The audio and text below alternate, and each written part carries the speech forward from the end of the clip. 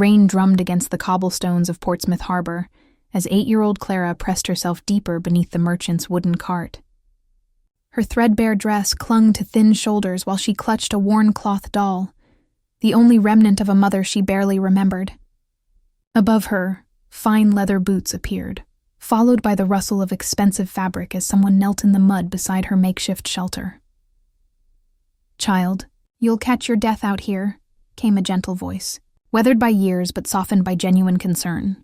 When Clara dared to look up, she met the kind eyes of Edmund Blackwood, the city's most successful wool merchant, whose own loneliness had grown as vast as his fortune since his wife's passing 3 winters ago.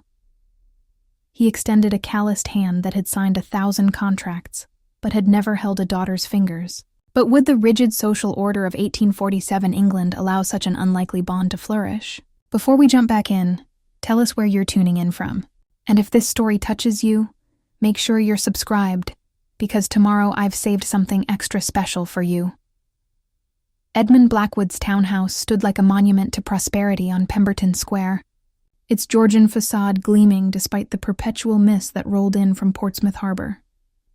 The brass nameplate beside the mahogany door bore the weight of 3 decades of successful wool trading, each letter polished to perfection by Mrs. Pemberton, his housekeeper, who maintained the household with military precision. Inside, the morning light filtered through tall windows, illuminating rooms filled with furniture that spoke of comfort rather than ostentation. Edmund had always preferred quality to flash, a trait that had served him well in business, but left him isolated in a social circle that valued appearance above substance. The drawing room held memories of evenings spent with his beloved Catherine, reading by the fireplace while she worked her delicate embroidery, their quiet contentment a stark contrast to the hollow silence that now filled every corner. At precisely 7 each morning, Edmund consulted his gold pocket watch, engraved with Catherine's initials in flowing script. The timepiece had been her wedding gift to him, and he treasured its steady tick as a reminder of ordered days when love had given meaning to routine. Now the watch marked empty hours in a life that had lost its compass 3 winters past, when consumption had claimed the only woman who had ever understood his gentle heart beneath the merchant's practical exterior. The wool business demanded Edmund's attention during daylight hours, requiring negotiations with Scottish suppliers and careful management of inventory that would see Portsmouth through the coming winter. His warehouse near the docks bustled with activity as workers loaded and unloaded bales of the finest wool from the Highlands, each transaction building upon the reputation his father had established decades earlier. Edmund took pride in honest dealings and fair prices, earning respect from customers who valued integrity over profit margins. Yet success had brought unexpected burdens. Portsmouth's merchant society expected him to remarry, to host elaborate dinners and participate in the endless cycle of social obligations that defined their class. Wealthy widows made subtle overtures, their families seeing opportunity in his financial stability and respected position. But Edmund found himself incapable of the pretense required for such arrangements, his heart remaining loyal to Catherine's memory, even as loneliness gnawed at his resolve. Mrs. Pemberton understood his melancholy better than most, having served the household since Catherine's time. She was a woman of 55 with steel-gray hair and eyes that missed nothing, her efficiency matched only by her discretion. She had witnessed Edmund's grief transform from raw anguish to quiet resignation, watching him retreat into routines that provided structure but little joy. The servants' quarters housed a small staff that Edmund maintained more from habit than necessity. Young Tom tended the horses and maintained the carriage, while Sarah helped Mrs. Pemberton with cleaning and meal preparation.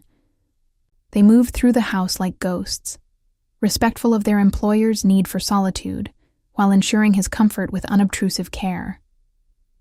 Edmund's study overlooked the harbor, providing a view of ships arriving with goods from distant ports. He often stood at the window during quiet moments, watching vessels navigate the treacherous currents that had claimed countless lives over the centuries. The sight reminded him of life's fragility and the importance of seizing opportunities for human connection, though he seemed incapable of applying such wisdom to his own circumstances. Portsmouth Harbor in 1847 thrived on trade and maritime commerce, its narrow streets bustling with merchants, sailors, and families whose fortunes rose and fell with the tides. The social hierarchy was rigid and unforgiving, with each class maintaining careful distance from those above and below. Edmund occupied a privileged position among the merchant families, his wealth and reputation opening doors that remained closed to lesser traders. The workhouse stood on the town's outskirts, a grim reminder of society's failures and the thin line between respectability and destitution. Few among Edmund's circle gave thought to the orphaned children who inhabited that bleak institution, viewing poverty as a moral failing rather than circumstance. The recent fire that had destroyed portions of the building and killed the cruel overseer had scattered surviving children onto the streets, where they struggled to survive through begging, theft, and the kindness of strangers. Clara had escaped the workhouse fire with nothing but the clothes on her back and the cloth doll her mother had sewn during the final weeks of her illness. The doll's faded fabric and loose stitching bore witness to a love that transcended death, providing comfort during the terrifying nights when hunger and cold threatened to overwhelm a child's endurance. The rain that drove Clara beneath Edmund's cart was the same storm that had awakened him to the emptiness of his comfortable existence. Edmund's daily routine had become a carefully orchestrated dance of avoidance, each activity designed to fill time without confronting the profound emptiness that Catherine's death had left behind. He rose at dawn, dressed with meticulous care, and consumed breakfast in the dining room, where her chair remained exactly as she had left it, her embroidery basket still holding the unfinished sampler she would never complete. The walk to his warehouse provided temporary respite from the suffocating silence of the house. Portsmouth's morning bustle offered distraction as merchants hawked their wares, children scurried between vendors, and dock workers prepared for another day of backbreaking labor. Edmund moved through this human tapestry like a specter, acknowledged but not truly seen, respected but not genuinely known. His office above the warehouse afforded a commanding view of the commercial district, where other merchants conducted business with the aggressive enthusiasm that had built Portsmouth's prosperity. Edmund's approach was more measured, preferring long-term relationships to quick profits, a philosophy that had earned him a reputation for reliability among suppliers and customers alike. The morning's correspondence brought news of delayed shipments from Scotland, where political tensions had disrupted traditional trade routes. Edmund studied the letters with practiced attention, calculating the impact on his inventory and adjusting orders accordingly. Such problems had once seemed insurmountable challenges, but grief had provided perspective on what truly mattered in life. Mrs. Pemberton appeared at his office door with tea and the morning papers, her expression carrying the patient concern of someone who had watched a good man retreat from life's possibilities. She set the service on his desk with practiced efficiency, noting the untouched breakfast she had prepared hours earlier. "The house seems particularly quiet today," she observed, arranging papers with unnecessary precision while studying Edmund's drawn features. "It's always quiet, Mrs. Pemberton. That's hardly news." "Perhaps, but a house is meant to hold life, not merely exist as a monument to what once was." Her words carried gentle challenge, the privilege of long service allowing such frankness. Edmund looked up from his correspondence, recognizing the wisdom in her observation, but feeling powerless to act upon it. "What would you have me do?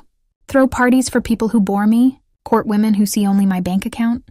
I would have you remember that Catherine loved your capacity for kindness, not your ability to withdraw from the world." Mrs. Pemberton straightened, her tone softening. "She often spoke of your generous heart and your instinct to help those who needed assistance." The mention of Catherine's observations struck Edmund with unexpected force. His wife had indeed possessed an uncanny ability to see goodness in others, often encouraging him to acts of charity that his practical nature might have questioned. Her influence had made him a better man, and her absence had allowed those better impulses to atrophy through disuse.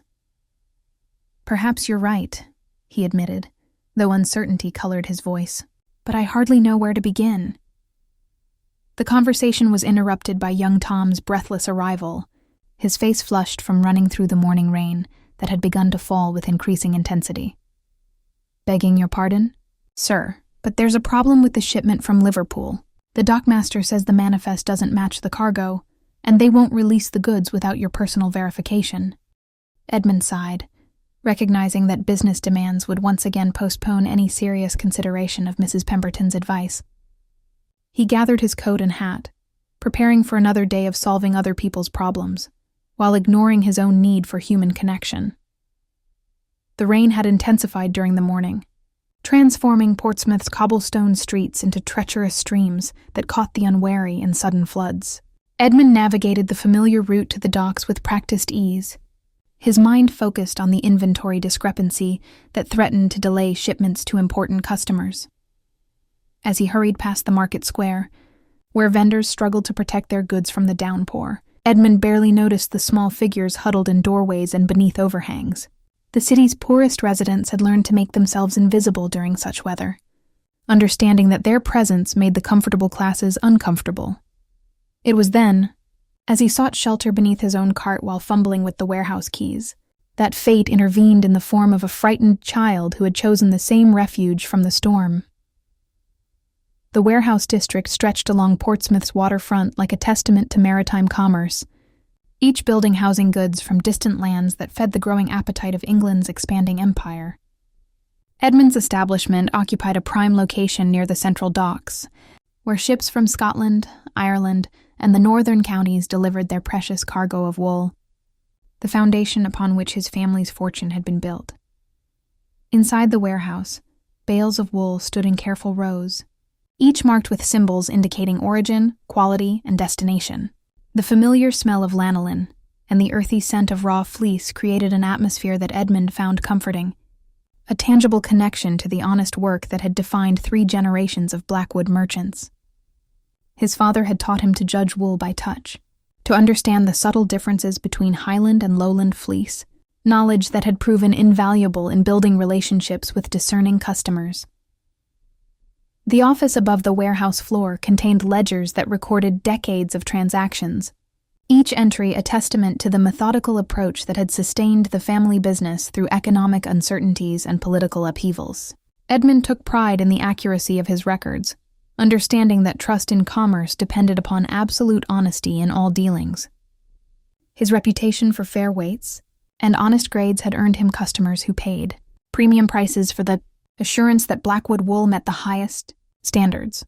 Portsmouth's merchant community operated according to unwritten rules that governed everything from business, negotiations to social interactions. Edmund had learned these protocols from his father, who had emphasized the importance of maintaining dignity while treating all customers with equal respect. The approach had served the family well, creating relationships that survived temporary setbacks and seasonal fluctuations in demand. The morning's inspection of recent arrivals revealed the usual challenges that accompanied any large shipment. Several bales showed signs of moisture damage from the voyage, requiring careful assessment to determine their suitability for different applications. Edmund examined each bundle with practiced expertise, sorting damaged goods from those that met his exacting standards. Such attention to detail had earned him a reputation among textile manufacturers who valued consistency above all other considerations. His workers moved through their tasks with the efficient rhythm of long experience, understanding that their employer's success provided security for their families. Edmund had inherited most of these men from his father, and their loyalty reflected the Blackwood tradition of treating employees as valued partners rather than mere laborers. During difficult periods, he had maintained full employment even when profits suffered, believing that short-term sacrifices strengthened long-term relationships. The rain continued to intensify throughout the morning, creating puddles that reflected the gray sky and turning the usually bustling harbor into a scene of maritime melancholy.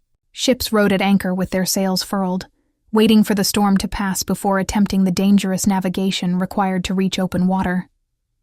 The weather reminded Edmund of the day Catherine had taken ill, when similar storms had seemed to mirror the darkness that was settling over their previously happy life. Mrs. Pemberton's earlier observations echoed in his thoughts as he worked, her gentle challenge to his self-imposed isolation, carrying the weight of accumulated wisdom.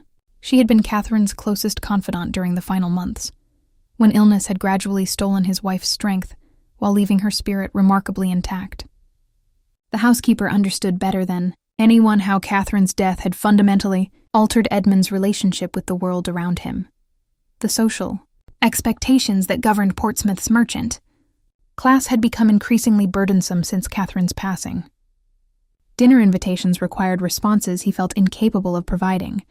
Business relationships demanded social interactions that exhausted his emotional reserves, and well-meaning friends offered advice that revealed their complete misunderstanding of his grief. Edmund had gradually withdrawn from these obligations, using business demands as excuse for avoiding situations that reminded him of his loss. Yet isolation had brought its own costs. The easy camaraderie he had once shared with fellow merchants had deteriorated into polite but distant acknowledgments. Younger businessmen viewed him as increasingly irrelevant, while his contemporaries struggled to bridge the gap his grief had created. Even his most loyal customers had begun to comment on his altered demeanor, though none dared to address the subject directly. As the morning progressed toward noon, Edmund found himself thinking more frequently about Mrs. Pemberton's suggestion that he honor Catherine's memory through acts of kindness rather than monuments of solitude. His wife had possessed an intuitive understanding of human need, often identifying opportunities for assistance that his more practical nature might have overlooked. Perhaps the time had come to rediscover that capacity for compassion, though he remained uncertain about where such a journey might lead. The final portion of Edmund's morning was interrupted by a delegation of Portsmouth's most prominent merchants, who arrived at his warehouse seeking support for a proposed expansion of the harbor facilities. These men represented the established order of the city's commercial district, their wealth and influence shaping local politics through carefully orchestrated meetings and gentlemen's agreements that rarely included formal documentation. Charles Whitmore, the eldest among them and owner of the largest shipping concern in Portsmouth, led the discussion with the practiced authority of someone accustomed to having his proposals accepted without significant debate. His silver hair and expensive clothing marked him as a man who had prospered during the early years of Victoria's reign, when expanding trade had created unprecedented opportunities for those with sufficient capital and connections. "Edmund, we need your support for the harbor expansion proposal that will go before the town council next month," Whitmore began, spreading architectural drawings across Edmund's desk with the confidence of someone who expected cooperation. "The project will benefit every merchant in Portsmouth, and your reputation carries considerable weight with the council members." Edmund studied the plans with careful attention, noting the ambitious scope of the proposed improvements and the substantial costs that would be assessed against local businesses. The expansion would indeed benefit maritime commerce, but he questioned whether the timing was appropriate given the economic uncertainties that had affected trade throughout the region.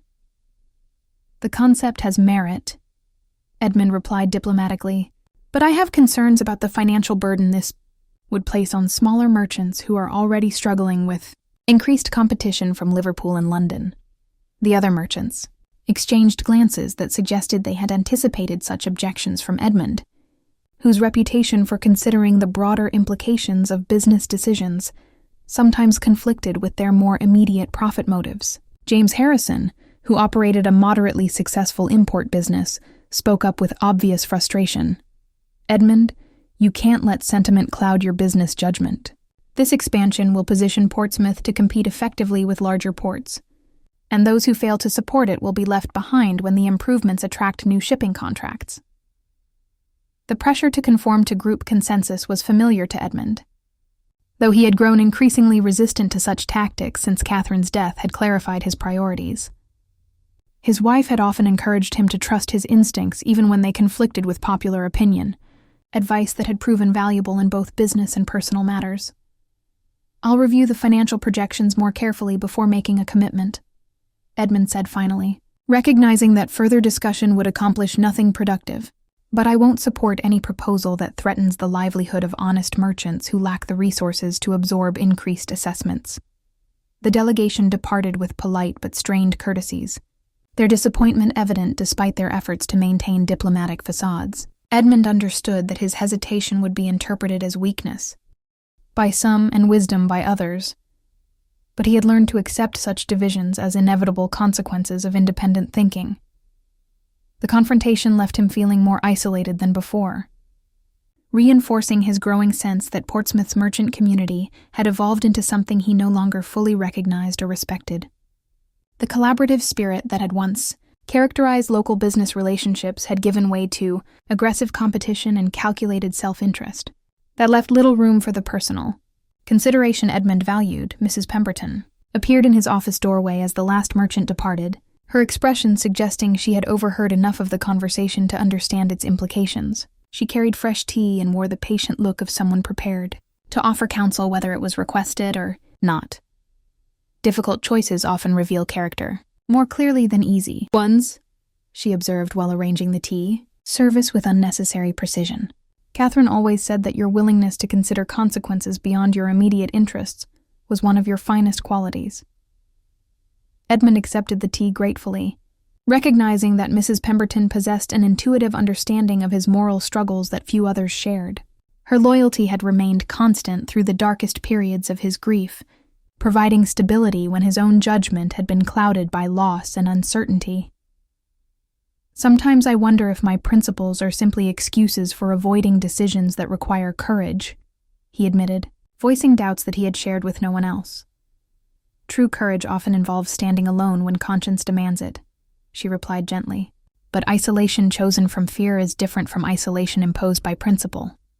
The distinction she drew resonated with Edmund in ways that surprised him, suggesting that his withdrawal from social obligations might reflect emotional cowardice rather than noble independence. The storm had transformed Portsmouth's cobblestone streets into rushing rivers that carried debris from the market square toward the harbor, where overwhelmed drainage systems struggled to cope with the sudden deluge.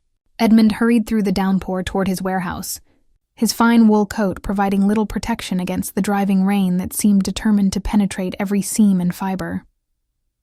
As he reached his cart, positioned strategically near the warehouse entrance for loading merchandise, Edmund fumbled with his keys while seeking shelter beneath the wooden vehicle. The brass ring felt slippery in his wet hands, and he paused to wipe them dry on his coat before attempting to unlock the warehouse door. It was then that he noticed the slight movement beneath the cart, a subtle shift in the shadows that suggested something more substantial than wind-blown refuse. Kneeling carefully in the mud, Edmund peered into the cramped space and discovered Clara pressed against the wheel, her thin body shaking with cold and fear. The child's appearance struck him with unexpected force. Her dress, though clean, was patched and threadbare, speaking of poverty maintained with dignity, despite desperate circumstances. Her dark hair hung in wet tangles around a pale face marked by hunger and exhaustion, but her eyes held an intelligence that suggested resilience beyond her tender years. Most remarkably, she clutched a small cloth doll with fierce protectiveness, holding it close to her chest, as if it contained all the security she possessed in an uncertain world. The doll's faded fabric and careful mending revealed the love that had gone into its creation, marking it as something precious salvaged from a life that had known better days. "Child, you'll catch your death out here?" Edmund said gently, his voice instinctively softening in the presence of such vulnerable humanity. The merchant who moments before had been calculating wool inventories and harbor expansion costs found himself transformed into something more fundamental, a protector responding to obvious need. Clara's eyes widened with terror at being discovered, her body tensing as if preparing to flee despite having nowhere safe to run. The reaction spoke of harsh experiences with adults who had failed to provide the protection that childhood deserved, teaching her to expect cruelty rather than kindness from those with power over her circumstances. "Please don't send me away," she whispered, her voice barely audible above the rain drumming against the cart's wooden bed. "I wasn't stealing nothing, I swear it. Just trying to stay dry." The words pierced Edmund's heart with their combination of desperate honesty and learned subservience. This child had been taught to apologize for seeking basic shelter, to assume guilt rather than expect compassion from a world that had clearly provided precious little of either. Edmund extended his hand slowly, recognizing that sudden movements might trigger flight from someone who had learned to survive through wariness and quick escape. "I'm not angry with you, child, but you're soaked through and shivering. You need warmth and dry clothes before you take sick." Clara studied his face with the intensity of someone who had learned to read adult intentions through bitter experience. Whatever she saw there must have suggested safety, because her grip on the doll relaxed slightly, though she remained ready to bolt if circumstances demanded it. "What's your name?" Edmund asked, his tone carrying the same gentle patience he had once used with injured animals on his father's estate. "Clara," she replied after a moment's hesitation, as if even sharing her name required careful consideration of potential consequences. "Well, Clara, I'm Edmund Blackwood, and I own this warehouse. Would you like to come inside where it's warm and dry? I think Mrs. Pemberton might have some hot soup that would help chase away those shivers. The mention of food brought visible hunger to Clara's expression, though she struggled to maintain the careful neutrality that had become her protection against disappointment. Edmund recognized the internal battle between need and caution, understanding that trust would require patience rather than pressure.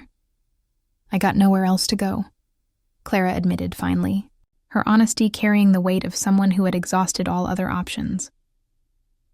Edmund felt something fundamental shift within his chest, an awakening of protective instincts that had remained dormant since Catherine's death. Here was a human being in genuine need, offering him the opportunity to act upon the principles his wife had always encouraged him to embrace. "Then you'll come home with me," he said quietly, surprised by the certainty in his own voice.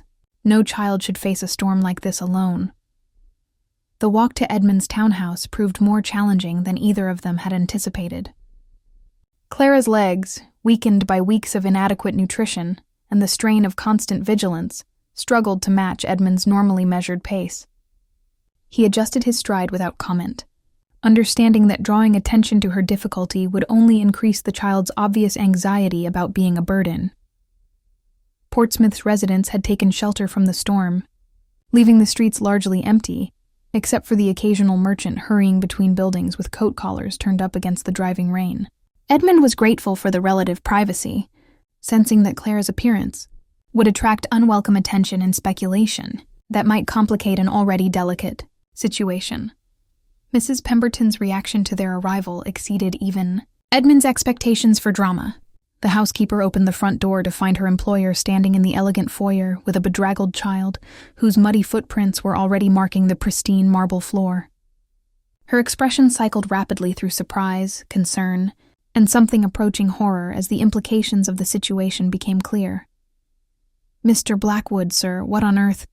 she began, her voice trailing off as she took in Clara's obvious condition and Edmund's determined expression. "Mrs. Pemberton, this is Clara. She'll be staying with us while we sort out her circumstances." Edmund's tone carried an authority that discouraged immediate argument, though he could see questions forming behind the housekeeper's carefully composed features. Clara stood frozen in the doorway, overwhelmed by the grandeur of her surroundings and the obvious displeasure of the stern woman who clearly ruled this household. The marble floors, crystal chandelier, and polished wood surfaces represented a level of wealth that existed beyond her previous experience, making her acutely aware of her own shabby appearance. "I'm very clean," she said suddenly, her voice small but determined. "I wash in the fountain every morning, and I never steal nothing except when I'm starving, and I always say sorry to God afterward." The unexpected confession broke through Mrs. Pemberton's initial shock, revealing the practical nature that had made her invaluable to the Blackwood household. She knelt to Clara's eye level, her expression softening as she took in the child's earnest attempt at respectability, despite her obvious circumstances. "Well then, you're already ahead of half the children in Portsmouth," Mrs. Pemberton replied briskly, "but I think we can do better than fountain water for getting you properly clean. Sarah can draw a warm bath while I find some suitable clothes." The mention of warm water brought visible relief to Clara's features, though she maintained her grip on the cloth doll as if it were her only anchor in an uncertain world. Edmund watched the interaction with growing appreciation for his housekeeper's ability to adapt to unexpected situations while maintaining the household's essential routines. "Will you help Mrs. Pemberton get settled?" Edmund asked. Clara gently, "I need to send word to my business associates that I'll be delayed for the remainder of the day." Clara nodded solemnly, understanding that adult obligations required attention even during moments of personal crisis. Her acceptance of the situation's complexity suggested a maturity that childhood should not have demanded, revealing how circumstances had forced premature understanding of life's harsh realities. Mrs. Pemberton led Clara toward the servants' stairs, recognizing that the formal front staircase might intimidate someone unaccustomed to such grandeur. As they climbed, she maintained a steady stream of practical conversation about bath temperatures and clothing sizes, her matter-of-fact approach helping to normalize a situation that could easily have become overwhelming. Edmund retreated to his study, ostensibly to handle business correspondence, but actually to process the magnitude of what he had undertaken. The decision to bring Clara home had felt inevitable in the moment, driven by instincts that overrode practical considerations. Now, surrounded by the familiar comforts of his private space, he began to contemplate the complications that such an action might create. Portsmouth's social structure was rigidly defined, with clear expectations about appropriate relationships between different classes. A wealthy merchant who brought home a street orphan without proper authorization would face scrutiny from authorities, gossip from neighbors, and criticism from business associates who valued conformity above compassion. Yet as Edmund considered these potential consequences, he found himself surprisingly unconcerned about social disapproval. Catherine's death had taught him that reputation meant little compared to living according to one's deepest convictions. If caring for a child in need brought criticism, then perhaps such criticism revealed more about the critics than about his own choices. The sound of running water from the upper floors indicated that Mrs. Pemberton had begun the process of transforming Clara from street waif to household resident. The transformation that occurred during Clara's bath seemed almost miraculous to everyone involved. When Mrs. Pemberton emerged from the washroom an hour later, she carried with her a child who bore little resemblance to the frightened waif who had hidden beneath Edmund's cart. Clara's dark hair, now clean and carefully brushed, revealed natural waves that caught the lamplight like polished wood. Her skin, freed from the grime of street living, showed the pale complexion of someone who had spent too many days hiding from sunlight. Most remarkably, Mrs. Pemberton had produced a simple but well-made dress that had belonged to Catherine during her own childhood, preserved in tissue paper within a cedar chest that held memories of happier times. The dress required only minor adjustments to fit Clara's slight frame, and its deep blue fabric complemented her dark eyes in ways that suggested destiny rather than coincidence. "She's been through terrible hardships," Mrs. Pemberton informed Edmund quietly when he inquired about Clara's condition. "Bruises on her arms that suggest rough handling, and she's far too thin for a child her age. But she's clean now and properly dressed. And that's a beginning." Clara appeared in the doorway of Edmund's study with the careful hesitation of someone unsure of her welcome. Though her appearance had been so dramatically improved that he almost failed to recognize her as the same child, the transformation went beyond mere cleanliness. Removing the desperate edge of street survival had revealed an innate dignity that spoke to her true character. "You look lovely, Clara," Edmund said gently, noting how she still clutched her cloth doll, despite wearing clothes that marked her as belonging to a different social class entirely. "Are you feeling warmer now?" "Yes, sir. Mrs. Pemberton gave me the softest towels, and the water was hot as anything. I never had a proper bath before, not with soap that smells like flowers." Clara's wonder at such simple luxuries reminded Edmund how much he had taken for granted throughout his comfortable life. Mrs. Pemberton had also worked her practical magic in the kitchen, producing a meal that considered both Clara's obvious hunger and the likelihood that her stomach had grown unaccustomed to rich food. The simple soup and fresh bread represented sustenance carefully calibrated to nourish without overwhelming a system weakened by deprivation. Clara approached the dining table with reverent attention, her eyes wide as she took in the silver serving pieces and fine china that Edmund used even for casual meals. Her careful movements suggested someone afraid of breaking something valuable, though her innate good manners indicated that she had not always lived in poverty. "Where did you learn such lovely table manners?" Edmund asked as Clara waited politely for permission to begin eating. "My mama taught me, before she got sick. She said ladies always know how to behave proper, even when they got nothing." Clara's voice carried the wistful tone of someone preserving precious memories, despite difficult circumstances. The revelation that Clara had received maternal instruction in proper behavior provided Edmund with his first glimpse into her background, suggesting that her current circumstances represented a fall from better conditions rather than a life begun in poverty. Such knowledge made her situation even more poignant, highlighting how quickly fortune could change for those without protective resources. As Clara ate with careful attention to her manners, Edmund found himself studying her expressions and gestures for clues about her true nature. Beneath the obvious effects of hardship, he detected signs of natural intelligence and sensitivity that suggested considerable potential if properly nurtured. Her questions about the house and its contents revealed curiosity rather than acquisitiveness, indicating a mind eager to learn rather than simply to acquire. Mrs. Pemberton moved through her evening routines with practiced efficiency, but Edmund noticed her frequent glances toward Clara and the subtle adjustments she made to accommodate their unexpected guest. The housekeeper's initial shock had given way to something approaching maternal interest, though she maintained the professional demeanor that had served the household well for so many years. "Where will I sleep?" Clara asked when the meal concluded, her voice carrying uncertainty about whether such arrangements had been considered.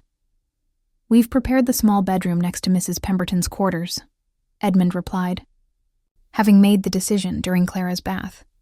"It's warm and comfortable, and you'll be close to help if you need anything during the night." Clara's relief at having a secure place to sleep was evident in her relaxed posture and the first genuine smile Edmund had seen from her. The evening hours brought unexpected challenges as Clara struggled with the transition from street survival to household security.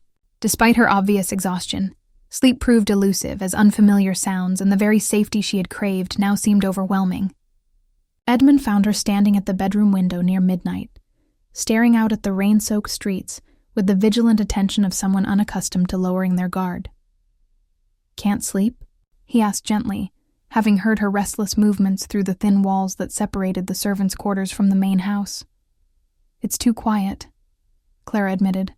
Her small fingers pressed against the glass as she watched the empty streets below. "On the streets, you got to listen for danger all the time. But here, it's so quiet I can't tell if something bad is coming." Edmund understood then that security represented as much adjustment as deprivation had required. Clara's nervous system had been trained for constant alertness, making the peaceful rhythms of household life feel threatening rather than comforting. The realization provided insight into the patience that would be required to help her truly settle into safety. "Would it help if I stayed nearby until you feel more comfortable?" he offered, recognizing that forcing relaxation would only increase her anxiety. Clara nodded gratefully, and Edmund settled into the chair beside her bed, his presence providing the human connection that institutional comfort could not supply. As he sat in the gentle lamplight, he found himself remembering Catherine's final weeks, when fear had made sleep difficult, and companionship had been the only reliable comfort. The silver hairbrush that Mrs. Pemberton had used to tame Clara's wet tangles lay on the bedside table, its polished surface reflecting the lamplight with the warm glow of long use. The brush had belonged to Catherine, who had treasured it not for its monetary value, but for the intimate ritual it represented, the daily ceremony of care that had been one of marriage's quiet pleasures. Seeing the brush in Clara's room felt like a benediction, as if Catherine herself had approved this use of her personal belongings for another's comfort. Edmund had preserved most of his wife's possessions exactly as she had left them, but something about Clara's presence made such preservation feel less like devotion and more like stagnation. "Tell me about your mama," Edmund said quietly, hoping that conversation might ease Clara's transition toward sleep. "She was beautiful, and she smelled like lavender, and she could sing songs that made everything better." Clara's voice grew drowsy as she spoke, the familiar territory of memory providing comfort that the present moment still lacked. "She used to brush my hair every night and tell me stories about princesses who were kind to everybody, even poor people." The description resonated with Edmund's own memories of Catherine, who had possessed the same gentle nature and instinctive kindness toward those society often overlooked. Perhaps that similarity explained his immediate protective response to Clara, recognizing in her something that connected to his deepest understanding of goodness. "She sounds like a wonderful mother," Edmund replied, noting how Clara's grip on her cloth doll had relaxed as she spoke of happier times. "She said that being poor don't make you less important, and being rich don't make you more important. She said God looks at your heart, not your purse." Clara's words carried the weight of lessons learned during difficult circumstances, wisdom that many adults never achieved despite longer experience. As Clara's breathing gradually settled into the rhythm of approaching sleep, Edmund found himself contemplating the unexpected gift that her presence represented. For 3 years, he had been trapped in grief that felt both endless and meaningless, unable to move forward, but equally unable to find purpose in standing still. Clara's need for protection had awakened something he had forgotten he possessed, a capacity for caring that extended beyond his own sorrows. The rain continued to fall against the windows, but its sound had transformed from the threatening drumbeat that had driven Clara to seek shelter into the gentle percussion that marked a safe harbor. Edmund remained in his chair until Clara's breathing confirmed genuine sleep, then quietly made his way to his own chambers with a sense of purpose he had not experienced since Catherine's death. Mrs. Pemberton appeared in the hallway as he passed, her expression carrying the satisfied look of someone who had witnessed the beginning of healing for both the child who needed care and the man who needed to provide it. The morning brought Portsmouth's first glimpse of the scandal that would occupy the town's gossips for weeks to come. Mrs. Whitmore, wife of the prominent shipping merchant, had risen early to tend her garden when she noticed unusual activity at the Blackwood residence. The sight of smoke, rising from chimneys that had remained cold during Edmund's period of mourning, suggested that something significant had changed in the household's routines. When Clara appeared at the kitchen window during breakfast, her presence in Edmund's home became public knowledge within hours through the efficient network of servants who moved between the great houses carrying news along with their daily duties. The sight of a well-dressed child in the Blackwood household raised immediate questions about Edmund's intentions and the propriety of his arrangements. Dr. Harrison, Portsmouth's most respected physician, arrived unexpectedly during the late morning under the pretense of a social call, but clearly motivated by curiosity about the rumors circulating through the merchant community. His examination of Clara, requested by Edmund to ensure her health after weeks of street living, provided an excuse for the medical man to assess the situation firsthand. The child shows signs of prolonged malnutrition, but no evidence of serious illness, Dr. Harrison reported to Edmund after completing his examination. Her general constitution is sound, though she'll require careful feeding to restore proper weight and strength. Clara had submitted to the medical examination with the stoic patience of someone accustomed to having little control over her circumstances, though she maintained her grip on the cloth doll throughout the process. Dr. Harrison's gentle manner and obvious competence had earned her trust, but she remained wary of any adult whose intentions were not clearly protective. "Has she mentioned any relatives who might be seeking her?" Dr. Harrison inquired, his question carrying implications beyond mere medical interest. "Nothing specific, though she's spoken fondly of her deceased mother. I've made no inquiries yet about her legal status, preferring to ensure her immediate welfare first." Edmund's response was carefully measured, acknowledging the complexity of the situation while asserting his primary concern for Clara's well-being. Doctor's expression suggested both approval of Edmund's humanitarian instincts and concern about the potential complications that might arise from such an irregular arrangement. Portsmouth's social structure depended upon clear distinctions between different classes, and Edmund's actions challenged those boundaries in ways that made conservative elements uncomfortable.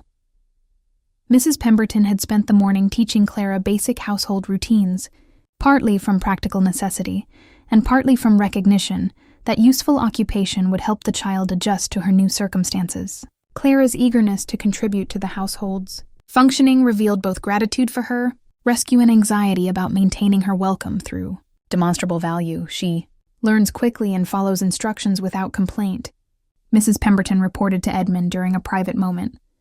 "Her manners suggest proper upbringing before her recent difficulties, and she shows genuine appreciation for every kindness." The observation confirmed Edmund's growing conviction that Clara's circumstances represented a temporary fall from better conditions rather than a life begun in poverty. Such knowledge strengthened his resolve to provide the stability and protection that her obvious potential deserved, regardless of social conventions that might complicate such arrangements. Clara's presence had already begun to transform the household's atmosphere in subtle but significant ways.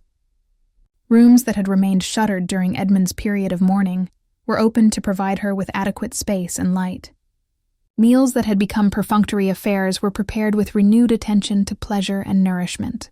Even the servants moved through their duties with increased energy, responding to the sense of purpose that caring for a child had restored to their daily routines. The afternoon brought visitors whose motivations were less benign than Dr. Harrison's medical concern.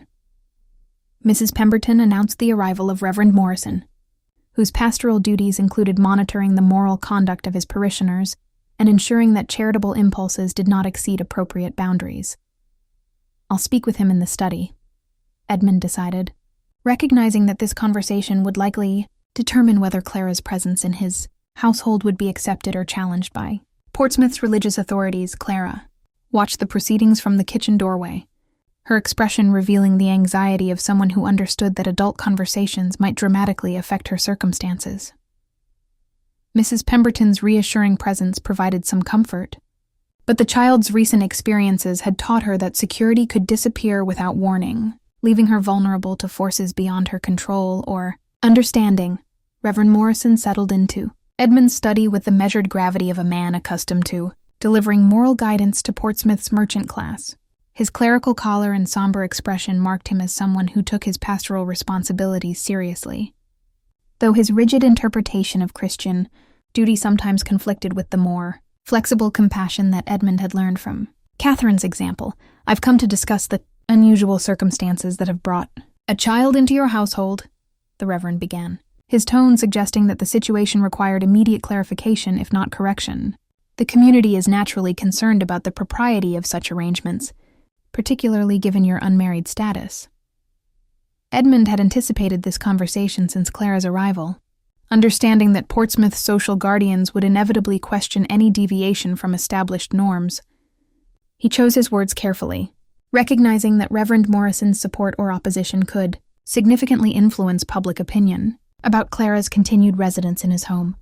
"I discovered a frightened child seeking shelter from the storm, and Christian charity demanded that I provide assistance," Edmund replied, his tone carrying quiet conviction. "Surely the church supports caring for orphaned children in need of protection." "Indeed, but such care is properly provided through established institutions rather than private households that lack appropriate supervision," Morrison responded, consulting notes he had obviously prepared for this discussion. "The workhouse, despite its recent difficulties, remains the legal guardian for unclaimed children." The mention of the workhouse brought visible tension to Edmund's posture, as he remembered Clara's terror at the prospect of institutional care and her obvious relief at finding safety in his home. The contrast between bureaucratic efficiency and human compassion had never seemed more stark or consequential. "Have you investigated the conditions at the workhouse recently, Reverend? I think you'd find them far from suitable for a sensitive child who has already endured significant trauma." Edmund's challenge was respectfully delivered but unmistakably firm in its implications.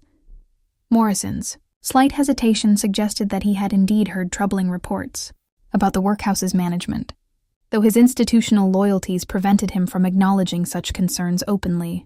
The recent fire and the overseer's death had created administrative chaos that made proper child care virtually impossible. Nevertheless, irregular arrangements can lead to gossip and speculation that damages reputations unnecessarily, the Reverend continued, shifting his argument from legal to social grounds. "Your standing in the community is too valuable to risk through well-intentioned but ill-considered actions." Through the study window, Edmund could see Clara in the garden with Mrs. Pemberton, learning to tend the herb beds that had been Catherine's particular pride. The sight of the child engaged in peaceful domestic activity provided a powerful counter-argument to Morrison's concerns about propriety and reputation.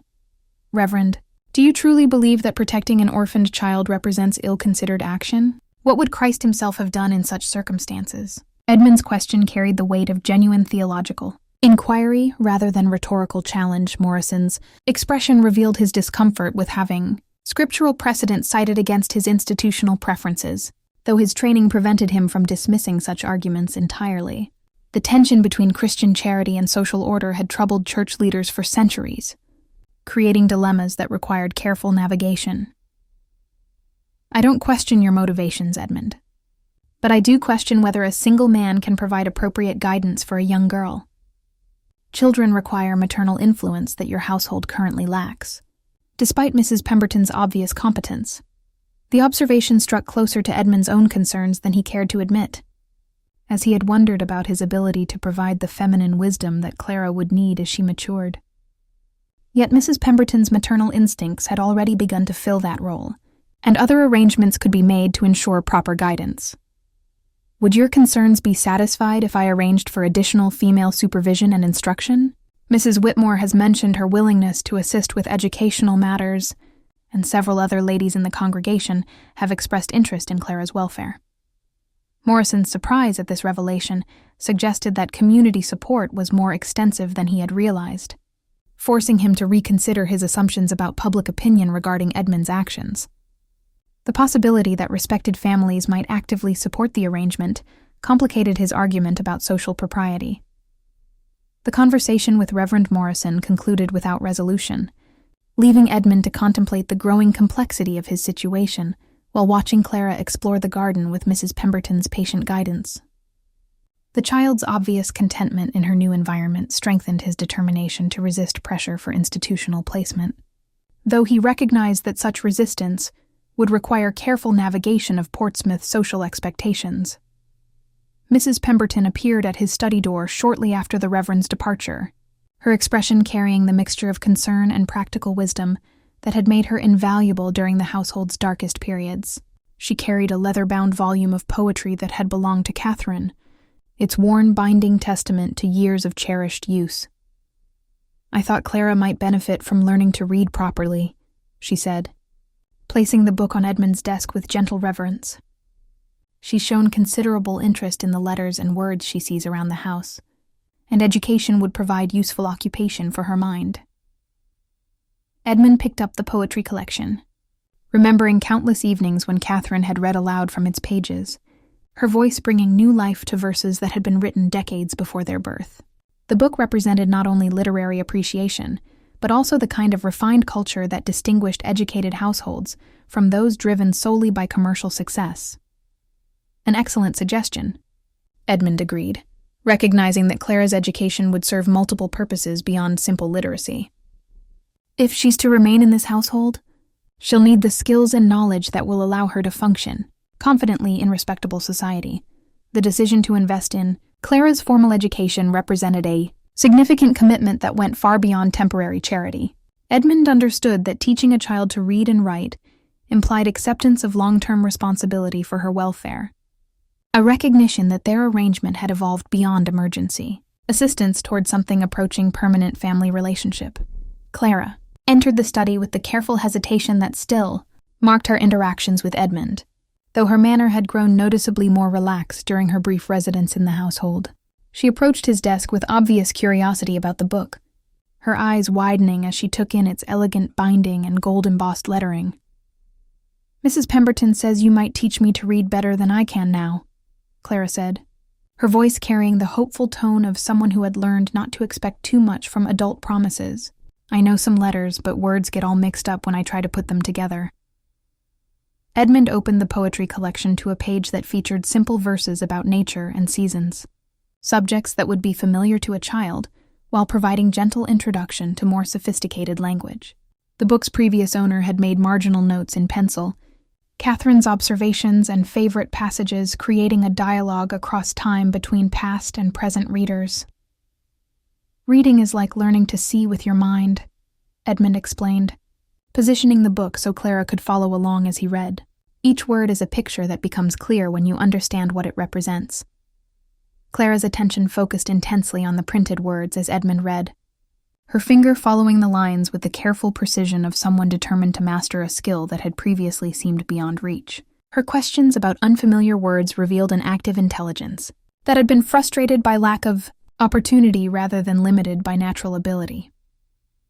The afternoon lesson stretched into early evening as Clara's enthusiasm for learning overcame Edmund's initial plan for a brief introduction.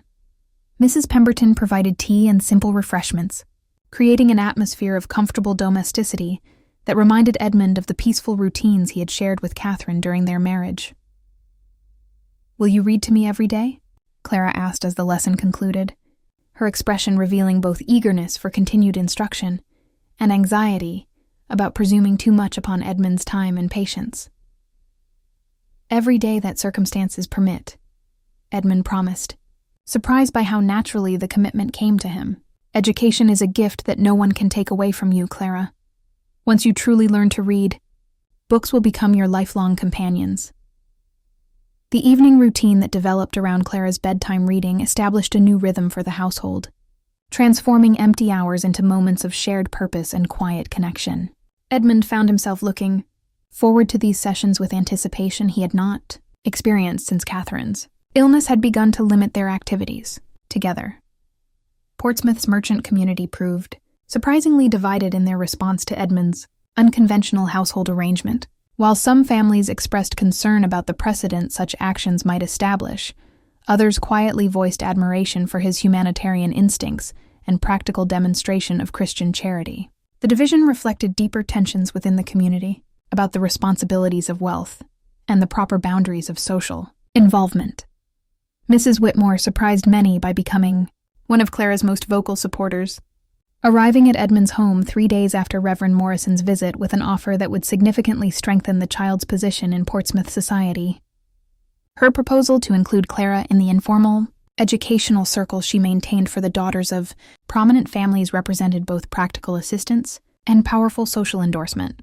The child shows remarkable intelligence and natural refinement, Mrs. Whitmore observed after spending an hour assessing Clara's current knowledge and potential for advancement. With proper instruction, she could easily match the educational achievements of girls born to more privileged circumstances. Clara had approached the evaluation with nervous determination, understanding that Mrs. Whitmore's opinion might influence her future security in Edmund's household. Her performance during the informal examination exceeded everyone's expectations, revealing not only quick learning ability but also the kind of intuitive social grace that could not be taught through formal instruction. She reads with genuine comprehension, rather than mere word recognition, Mrs. Whitmore continued, consulting notes she had made during Clara's recitation of passages from the poetry collection. Her questions about meaning and context suggest a mind capable of sophisticated analysis, given appropriate guidance.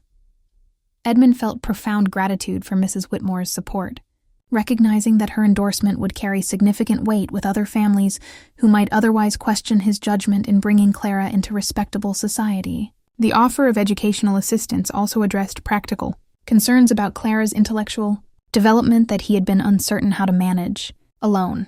Clara's integration into Mrs. Whitmore's educational circle brought unexpected challenges along with obvious benefits. The other girls initially reacted to her presence with curious whispers and careful politeness that reflected their parents' uncertain attitudes about social boundaries and charitable obligations. Clara's background as a former street orphan marked her as fundamentally different despite her obvious intelligence and improving refinement. Some of the mothers have expressed concern about their daughters associating with a child of uncertain origins. Mrs. Whitmore confided to Edmund during a frank discussion about the social dynamics surrounding Clara's education. But I believe exposure to different circumstances builds character and Christian compassion in ways that sheltered privilege cannot provide. The comment revealed Mrs. Whitmore's own progressive views about social responsibility and the educational value of diversity, perspectives that distinguished her from more conservative elements within Portsmouth's merchant community. Her willingness to challenge conventional thinking in support of Clara's development represented courage that Edmund had not previously recognized in the reserved woman. Clara's response to the educational opportunities proved both gratifying and occasionally concerning to Edmund. Her eagerness to learn and achieve sometimes bordered on desperation, as if academic success represented her only path to permanent security in the world she now inhabited. Her perfectionist tendencies suggested anxiety about maintaining her welcome through demonstrated value rather than simple acceptance of her intrinsic worth. You don't need to earn your place here through academic achievement, Edmund told Clara one evening when he noticed her studying long past the recommended time for childhood rest. You belong in this household because you're valued as a person, not because of what you can accomplish. Clara's expression revealed both relief and skepticism at his reassurance, her recent experiences having taught her that adult promises could disappear without warning when circumstances changed. Building genuine trust would require consistent demonstration over time that her security did not depend upon perfect behavior or exceptional performance. The evening reading sessions had evolved into the highlight of both Edmund's and Clara's daily routines, providing structured time for connection that transcended the practical arrangements of their unusual household. Clara's growing vocabulary and comprehension allowed for increasingly sophisticated discussions about the poetry's meanings and the emotions various verses evoked. "This poem makes me think of my mama," Clara said one evening while reading verses about love that endures beyond physical separation. "She used to say that people who love you stay in your heart even when they can't stay with you anymore." The observation struck Edmund with unexpected power, reminding him that his own grief for Catherine might transform into something more life-affirming if he allowed love's memory to inspire generosity rather than isolation. The transformation in Edmund's business relationships became apparent during the monthly meeting of Portsmouth's Merchant Association, where his colleagues gathered to discuss trade issues and coordinate responses to economic challenges affecting the entire community. Edmund's attendance at these gatherings had been sporadic since Catherine's death, but Clara's presence in his household had somehow restored his sense of civic responsibility and professional engagement.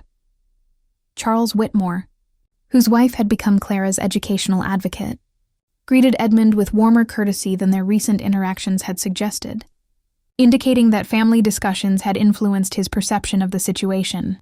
Other merchants displayed varying degrees of curiosity, disapproval, and grudging respect for Edmund's humanitarian gesture, creating an atmosphere of careful politeness that masked deeper divisions. "I understand congratulations are in order regarding your household's expansion," commented James Harrison, with the kind of calculated ambiguity that allowed multiple interpretations depending upon the listener's perspective. Portsmouth could benefit from more examples of practical charity. Edmund recognized the comment as both compliment and challenge, acknowledging his actions while questioning whether they represented wisdom or sentimentality. Such diplomatic language characterized most interactions within the merchant community, where direct confrontation was avoided in favor of subtle pressure and coded communication. "Clara has brought unexpected joy to our household," Edmund replied simply, choosing honesty over political calculation. "Sometimes life's greatest gifts come disguised as complications." The response surprised several listeners, who had expected either defensive justification or apologetic explanation for his unconventional decision. Edmund's calm confidence suggested that he had moved beyond concern about social approval toward something approaching genuine contentment with his choices. Dr. Harrison approached Edmund after the formal meeting concluded, his expression carrying the professional interest of someone who had observed positive changes in a patient's condition. The physician had continued monitoring Clara's physical recovery while also noting Edmund's improved spirits and renewed engagement with community affairs. "The child's health has improved remarkably under your care," Dr. Harrison observed, "but I'm equally impressed by the beneficial effects her presence has had on your own well-being. You seem more like your former self than you have since Catherine's passing." The comment forced Edmund to acknowledge, consciously what he had only sensed intuitively, that caring for Clara had somehow begun to heal wounds that 3 years of solitary grief had failed to address. The responsibility of protecting and nurturing another person had restored purpose to daily routines that had become empty ritual since Catherine's death. "Perhaps we heal best when we focus on others' needs rather than our own sorrows," Edmund replied, recognizing the wisdom in his own words even as he spoke them. The evening brought an unexpected visitor whose arrival would test Edmund's growing confidence in his decisions. Mrs. Beatrice Ashford, a widow whose wealth and social prominence made her opinions influential throughout Portsmouth's upper circles, requested a private conversation about matters of mutual concern regarding proper child welfare. Mrs. Ashford's reputation for moral rectitude and charitable works had earned her a position of informal authority on questions involving social propriety and community standards. Her interest in Clara's situation could represent either valuable support or formidable opposition, depending upon her assessment of the arrangement's appropriateness. "I've come to see for myself the child whose presence has created such discussion throughout our community," Mrs. Ashford announced, with the directness that characterized her approach to social issues. "Gossip is unreliable, but personal observation reveals truth." Clara was summoned to the drawing room where she faced examination by Portsmouth's most influential arbiter of social acceptability. Her manner during the encounter would likely determine whether Mrs. Ashford became an ally or opponent of her continued residence in Edmund's household. "Good evening, Mrs. Ashford," Clara said with a graceful curtsy that reflected weeks of instruction from Mrs. Pemberton. "Mr. Blackwood has taught me that welcoming guests Properly is an important responsibility. The response demonstrated both Clara's developing social skills and her awareness that adult approval required careful attention to behavioral expectations. Mrs. Ashford's expression revealed surprise at the child's poise and evident refinement, suggesting that her preconceptions about street orphans had not prepared her for Clara's actual presentation. "Tell me about your daily activities, child. How do you occupy your time in this household?" Mrs. Ashford's question carried the weight of formal evaluation, though her tone had softened slightly in response to Clara's obvious efforts at proper behavior. Clara's description of her educational activities, household responsibilities, and evening reading sessions painted a picture of structured development that impressed even Mrs. Ashford's demanding standards for childhood propriety. The morning began with unusual tranquility, as Clara helped Mrs. Pemberton prepare breakfast, her movements now confident and purposeful after weeks of establishing household routines. Edmund watched from the doorway of his study, marveling at how naturally the child had integrated into their domestic life, when a sharp knock at the front door shattered the peaceful atmosphere. Mrs. Pemberton answered the summons to find a woman of perhaps 35 years standing on the threshold, her travel-stained clothing and determined expression suggesting someone who had journeyed considerable distance with urgent purpose. Her resemblance to Clara was unmistakable despite the hardships that had clearly marked her features, and her presence immediately transformed what had seemed like settled circumstances into something far more complicated. "I'm looking for my niece, Clara Mitchell," the woman announced with the authority of someone asserting legal rights. "I have reason to believe she's been taken in by this household without proper consideration of family claims." Edmund emerged from his study to confront this unexpected challenge to Clara's security, his mind racing to assess the implications of what appeared to be a legitimate family connection. The woman's appearance and manner suggested respectability despite obvious financial difficulties, complicating his ability to dismiss her claims as fraudulent or opportunistic. "I am Edmund Blackwood, and Clara has indeed been residing in my household. May I ask your name and the nature of your relationship to the child?" Edmund's tone remained carefully neutral, while he evaluated this development that threatened to upend everything they had built together. "I'm Mrs. Sarah Mitchell, Clara's aunt by marriage to her late mother's brother. I've been searching for her since the workhouse fire scattered the children, and I've only now learned of her whereabouts through inquiries with local authorities." The woman's explanation carried conviction, though Edmund noted subtle inconsistencies in her story that suggested careful preparation rather than spontaneous honesty. Clara appeared in the hallway behind Mrs. Pemberton, her face pale with shock at seeing someone who claimed family connection, but whose presence filled her with obvious dread rather than joy. Her instinctive movement toward Edmund rather than her alleged relative spoke volumes about her true feelings regarding this unexpected reunion. "Aunt Sarah?" Clara's voice carried uncertainty rather than recognition, suggesting that any previous relationship had been minimal or unpleasant enough to leave little positive impression. "Clara, dear child, you've grown so much since I last saw you. Your poor mother would be heartbroken to know you've been living among strangers when family was available to care for you."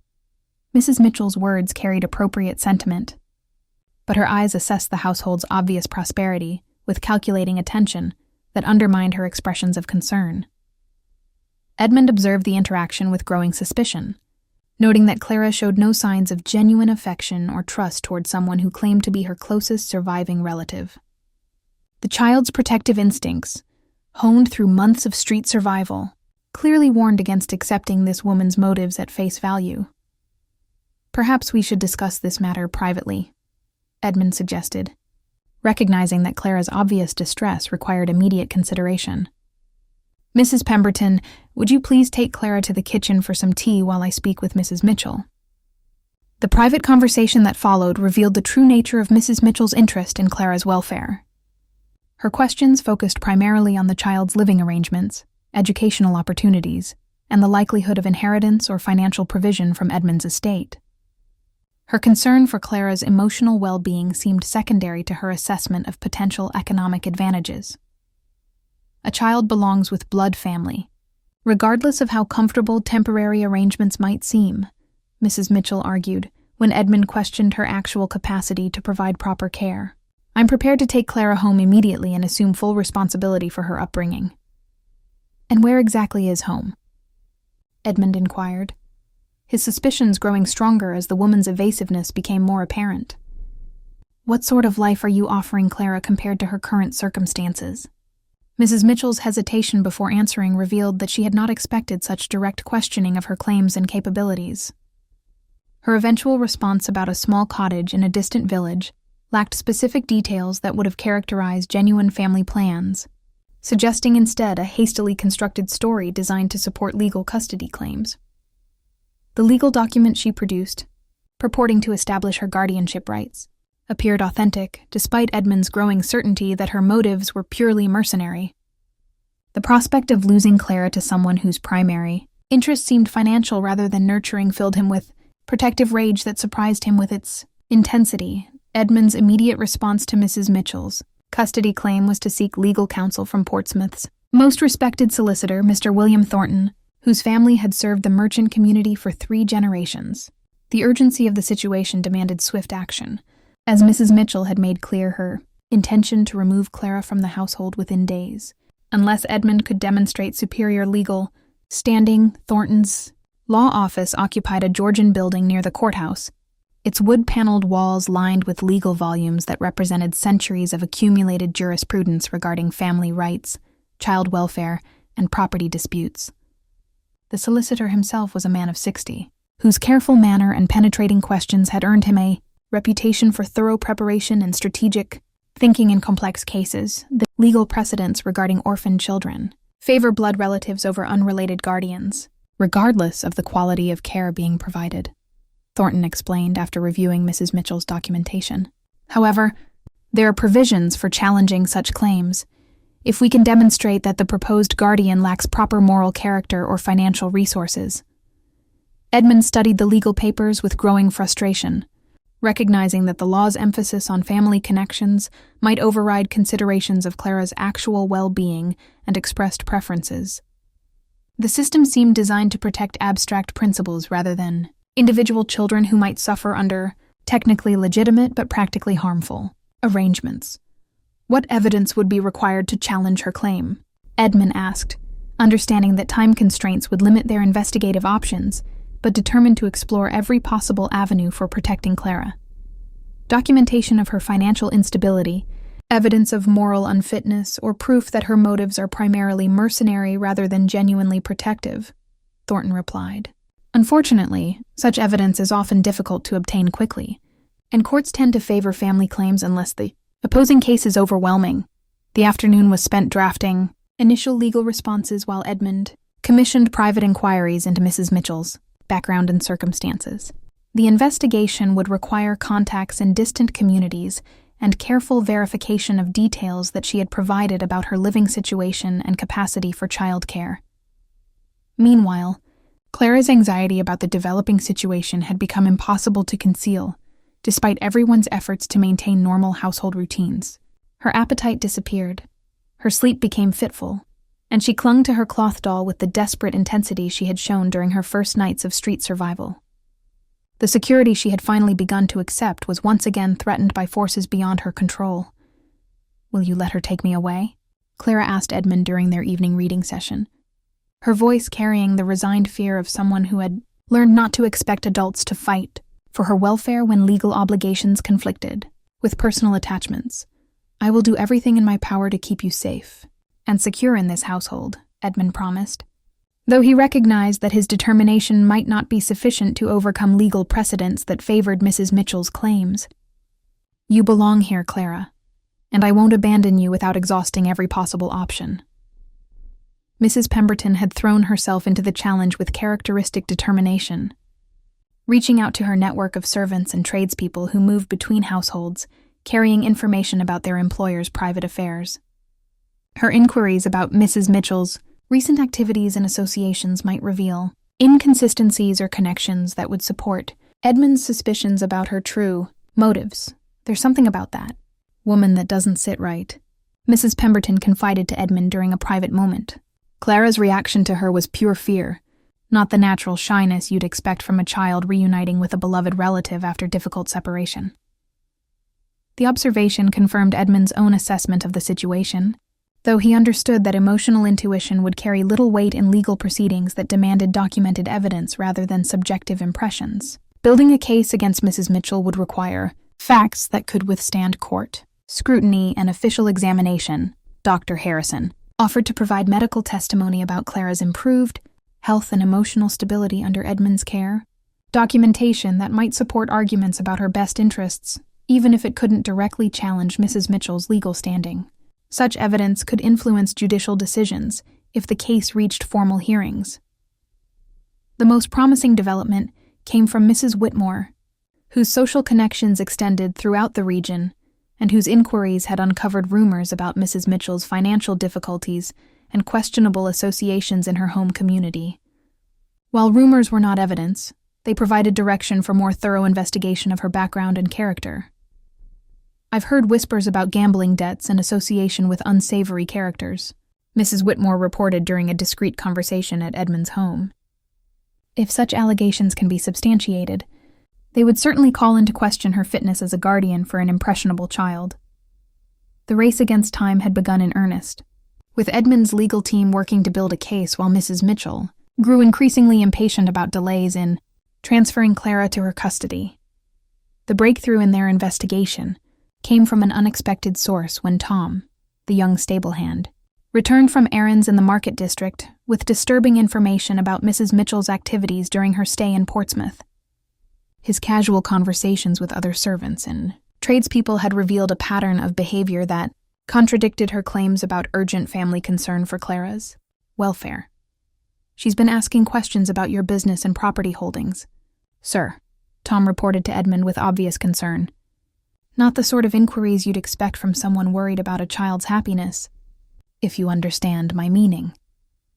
The revelation confirmed Edmund's suspicions that Mrs. Mitchell's interest in Clara was primarily financial, though proving such motives in court would require more substantial evidence than servant gossip and market rumors. Still, the information provided direction for more focused investigation of her true circumstances and intentions. Mr. Thornton's contacts in the legal community had begun, producing useful intelligence about Mrs. Mitchell's background, revealing a pattern of questionable financial dealings and association with individuals whose reputations suggested involvement in fraudulent schemes. While such associations didn't necessarily disqualify her as a guardian, they raised serious questions about her moral character and true motivations. "She's been involved in at least 2 previous attempts to gain custody of propertied orphans," Thornton reported during an emergency meeting at his office. Both cases were settled quietly when the children's guardians provided financial compensation rather than fighting extended legal battles. The pattern suggested that Mrs. Mitchell's appearance in Portsmouth represented a calculated attempt at what amounted to legal extortion, using Clara's vulnerability and Edmund's attachment to extract payment for withdrawing her custody claims. Such tactics relied on guardians' unwillingness to subject children to prolonged legal proceedings with uncertain outcomes. Edmund's response to this revelation was immediate and decisive. He would not negotiate with someone attempting to exploit Clara for financial gain, regardless of the legal complications such refusal might create. His protective instincts had evolved beyond mere charity into something approaching paternal devotion that would not be compromised by mercenary threats. The decision to commission a formal family portrait from Portsmouth's most accomplished artist represented both defiant gesture and strategic maneuver in Edmund's campaign to establish Clara's permanent place in his household. The portrait would serve as public declaration of their relationship, while providing visual evidence of the family bond they had created together. Master Jonathan Fairfax, the portrait artist, arrived at Edmund's home with the professional equipment and dignified manner that had made him the preferred choice for Portsmouth's most prominent families. His work adorned the drawing rooms and studies of the merchant community's leading households, marking social status through artistic achievement that would endure for generations. "I envision a composition that emphasizes the natural affection between father and daughter," Fairfax explained while studying Edmund and Clara's interactions to determine the most effective poses. "The formal elements should suggest stability and permanence while capturing the genuine warmth of your relationship." Clara approached the portrait session with nervous excitement, understanding that this artistic record would somehow affirm her place in Edmund's household in ways that words alone could not achieve. Her careful attention to her appearance and posture revealed how much the portrait's success meant to her sense of security and belonging. The artist's preliminary sketches captured something essential about their relationship that had developed gradually through weeks of shared meals, evening reading sessions, and countless small acts of mutual care and consideration. The visual evidence of their bond would be difficult for any court to dismiss as mere convenience or temporary charity. The child displays remarkable composure for someone so young, Fairfax observed to Edmund during a break in the proceedings. Her manner suggests someone who has found genuine security after experiencing considerable hardship. The comment reinforced Edmund's conviction that Clara's welfare demanded protection from Mrs. Mitchell's schemes, regardless of legal technicalities that might favor blood relationships over chosen family bonds. The portrait would stand as permanent testament to their authentic connection, contrasting sharply with Mrs. Mitchell's obviously mercenary motives. News of the portrait commission spread quickly through Portsmouth's gossip networks, generating mixed reactions that reflected the community's continuing division about Edmund's unconventional household arrangements. Some viewed the formal portrait as touching evidence of genuine family affection, while others saw it as presumptuous gesture that challenged established social boundaries. Mrs. Mitchell's response to learning about the portrait revealed the calculating nature of her interest in Clara's situation. Her angry demands for immediate custody transfer suggested someone whose timeline had been disrupted by Edmund's refusal to capitulate to her pressure tactics. The courthouse in Portsmouth had witnessed countless disputes over property, contracts, and family obligations, but few cases had generated as much community interest as the custody hearing that would determine Clara's future. The courtroom filled with familiar faces from the merchant district, their presence testament to how deeply the situation had divided local opinion about proper boundaries between charity and family rights. Judge Magistrate Robert Henley presided over the proceedings with the measured gravity of someone who understood that his decision would affect not only the immediate parties, but also the broader community's understanding of social responsibility and child welfare. His reputation for fairness and attention to detail had earned respect from both conservative and progressive elements within Portsmouth society. Mrs. Mitchell appeared in court, accompanied by a solicitor whose aggressive manner and expensive clothing suggested financial resources that contradicted her claims of modest circumstances. Her presentation emphasized legal precedents favoring blood relatives while carefully avoiding discussion of her actual plans for Clara's upbringing or her capacity to provide proper care. The law is clear. Regarding family rights, her solicitor argued with practiced authority. Children belong with their natural relatives, and no amount of temporary comfort can supersede the fundamental bonds of kinship that define proper guardianship arrangements. Edmund's legal team, led by Mr. Thornton, countered with evidence about Mrs. Mitchell's questionable background and the pattern of similar cases that suggested mercenary motives rather than genuine family concern. The presentation included testimony from Dr. Harrison about Clara's improved health and emotional stability under Edmund's care. This case involves more than abstract legal principles, Thornton argued persuasively. It concerns the welfare of a specific child whose expressed preferences and demonstrated well-being under current arrangements must be weighed against theoretical advantages of blood relationship. Clara's testimony proved to be the most compelling element of the proceedings. Despite her obvious nervousness about speaking in such formal circumstances, she answered questions with honesty that revealed both her intelligence and her genuine feelings about the adults claiming authority over her future. "Mr. Blackwood makes me feel safe," Clara said when asked about her preferences. "He reads to me every night and teaches me things, and Mrs. Pemberton shows me how to cook and sew. I don't want to go away from them." Judge Henley's careful questioning revealed the stark contrast between Clara's detailed descriptions of life in Edmund's household and her vague, fearful responses about Mrs. Mitchell's plans for her care. The child's obvious anxiety when discussing her alleged aunt spoke volumes about her true feelings regarding the proposed arrangement. The dramatic turning point came when Mr. Thornton presented evidence that Mrs. Mitchell had attempted similar custody claims in other communities, using orphaned children as leverage for financial settlements with their informal guardians. Court records from distant jurisdictions documented a pattern of behavior that exposed her true motivations. "Your Honor, We have documented evidence that Mrs. Mitchell has engaged in what can only be characterized as a fraudulent scheme to exploit vulnerable children for personal profit, Thornton declared, producing papers that detailed her previous activities. This case represents not family reunification, but attempted extortion. Mrs. Mitchell's solicitor's frantic objections could not overcome the weight of evidence that revealed his client's deceptive practices and questionable character. Her angry outbursts when confronted with documentation of her fraudulent activities further undermined any remaining credibility her custody claims might have possessed. Judge Henley's deliberation was brief but thorough, reflecting careful consideration of legal precedents, evidence presented, and the fundamental principle that child welfare must supersede all other considerations in custody determinations. His decision represented both legal ruling and moral statement about community values.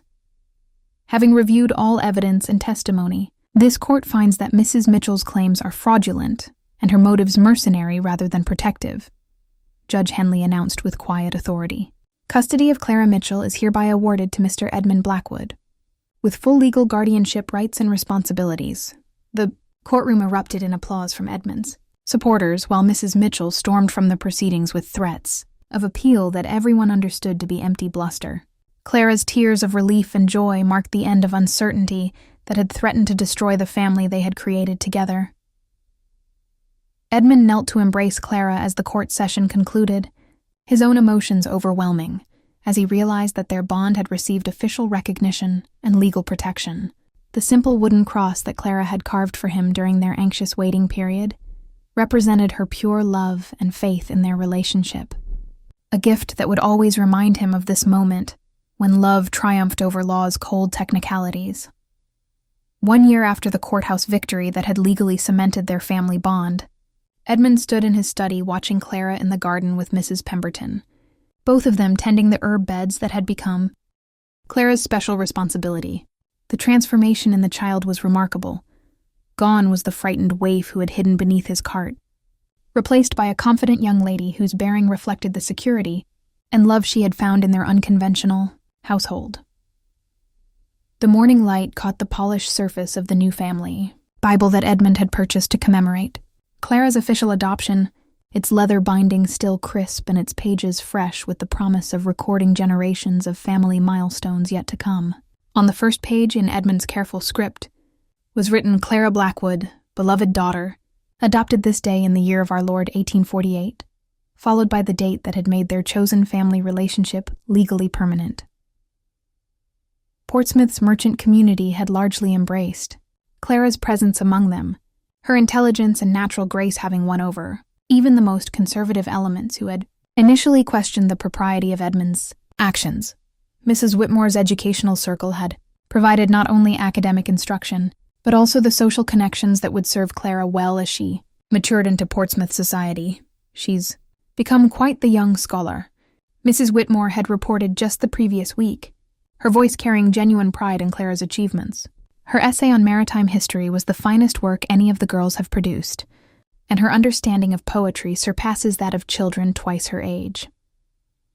The leather-bound book of poetry that had introduced Clara to formal learning now showed signs of constant use, its pages marked with notes in Clara's improving handwriting as she explored increasingly sophisticated literary works under Edmund's patient guidance.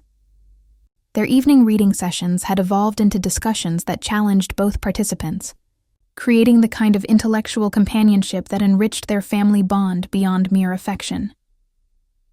Edmund's business had flourished during the year since Clara's arrival, perhaps because his renewed engagement with life had restored the energy and enthusiasm that had made him successful in the first place. His warehouse operated more efficiently, his relationships with suppliers had strengthened, and new contracts reflected the community's growing respect for his integrity and judgment. Mrs. Pemberton had been officially promoted to family governess, a role that recognized her essential contribution to their household's transformation from a monument to grief into a thriving center of domestic happiness. Her maternal instincts had found perfect expression in caring for Clara, while her practical wisdom continued to guide the household's daily operations with characteristic efficiency.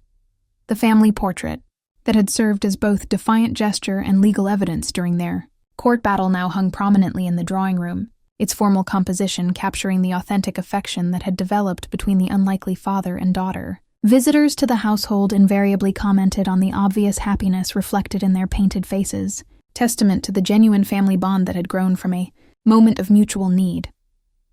Clara's gratitude for her rescue had transformed into something deeper and more complex, a mature understanding of the gift that security and love represented, combined with determination to honor those gifts through her own actions and choices. She had begun volunteering at the local charity school, helping younger children learn to read with the same patience Edmund had shown her during their early lessons together. "I want to help other children who don't have families," Clara had explained when she first proposed the volunteer work. "Maybe I can't save them like you saved me, but I can show them that reading opens doors to worlds where anything is possible." The observation revealed the wisdom and compassion that had emerged from Clara's difficult early experiences, qualities that would serve her well as she continued growing into the young woman Edmund knew she would become. Her capacity for empathy and determination to help others suggested that their family's story would have positive effects beyond their own household. As evening approached and Clara joined Edmund in his study for their daily reading session, he reflected on how completely his life had changed since that rainy morning when he had discovered a frightened child seeking shelter. The house that had been a monument to loss had become a celebration of renewal, filled with the laughter and purposeful activity that made each day a gift to be treasured rather than endured.